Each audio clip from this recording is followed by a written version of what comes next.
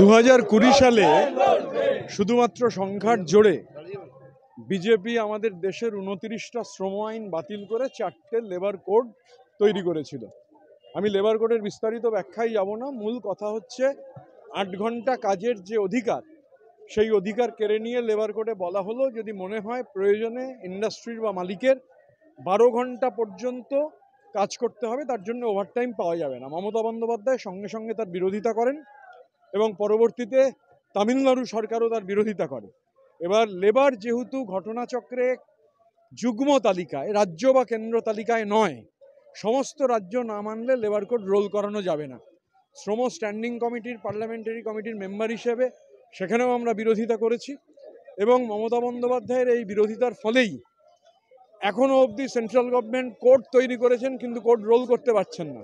কারণ আজকে মে দিনে এটা বেশি তাৎপর্যপূর্ণ, কেননা 8 ঘন্টা কাজের অধিকারের দাবি নিয়েই মে দিন পালিত হয়। 1890 থেকে দুনিয়া জুড়ে হচ্ছে, আমাদের দেশে 1923 সাল থেকে হচ্ছে। এটা এক। তো আর আমি শুধু বলবো যে আমি সকাল থেকেই প্রোগ্রাম চলছে, সব জেলাতে আজকে কর্মসূচি। হাওড়া জেলা সদরে বিরাট মিছিল হচ্ছে, মহামিছিল। আমি আস্তে আস্তে এক জায়গায় দেখছিলাম যে গুটি কয়েক মানুষ তারা লাল ঝান্ডা উড়িয়ে মে দিন পালন করছেন, আর একজন মাইকে বলছিলেন, অটো মাইকে, যে মে দিন পালন করবার অধিকার খালি আমাদের আছে। আমার এটা শুনে শুধু মনে হলো উনি হয়তো জানেন না যে এই যে লেবার কোড যা 8 ঘন্টা কাজের অধিকার কেড়ে নিয়ে 12 ঘন্টা করার কথা বলছে, তাতে সিগনেটারি হিসেবে কেরালার এলডিএফ গভর্নমেন্টেরও নাম আছে। সিপিএমের নেতৃত্বাধীন বাম গণতান্ত্রিক ফ্রন্ট সরকার কেরালায় এই রুল ফ্রেম করেছেন। মানে রুলও ফ্রেম করব, আবার বলবো যে 8 ঘন্টা কাজের দাবিতে মে দিন পালন করব, এই দুটো হচ্ছে কন্ট্রাডিক্টরি। এটা এক।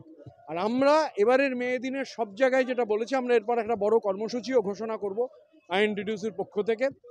অসংগঠিত শ্রমিক গোটা দেশে বেড়ে যাচ্ছেন কেন্দ্রীয় সরকারের অপদার্থ নীতির ফলে। এই মুহূর্তে প্রতি 100 জন শ্রমিকের 7 জন হচ্ছেন সংগঠিত, 93 জন অসংগঠিত।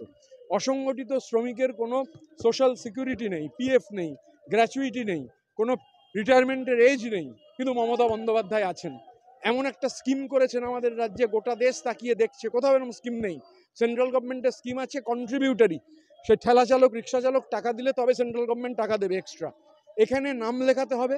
মমতা বন্দ্যোপাধ্যায়ের বিএমএসএসওয়াই হচ্ছে খালি নাম লেখাতে হবে।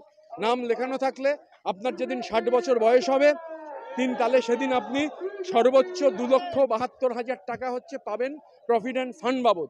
এই আজ মিছিল যখন চলছে, লেটেস্ট হিসেব হচ্ছে আমাদের রাজ্যের 1,78,00,000 অসংগঠিত শ্রমিক নাম লিখিয়েছেন, 35 লক্ষ টাকা পেয়ে গিয়েছেন। টাকার পরিমাণ 2,700 কোটি টাকার কাছাকাছি। রাজ্যের 45 লক্ষ নির্মাণ শ্রমিক নির্মাণ বোর্ডে নাম লিখিয়েছেন, 24 লক্ষ টাকা পেয়ে গিয়েছেন। টাকার পরিমাণ 1300 কোটি। শুধুমাত্র অসংগঠিত সেক্টরে মমতা বন্দ্যোপাধ্যায় 4,000 কোটি টাকা খরচা করেছেন। This is a political alternative. এই মেসেজটা যাতে বাংলার সমস্ত শ্রমিকের ঘরে পৌঁছয় বিধানসভা নির্বাচনের আগে পর্যন্ত, এটা আইএনটিটিউসির দায়িত্ব। মে দিবসের এটাই অঙ্গীকার।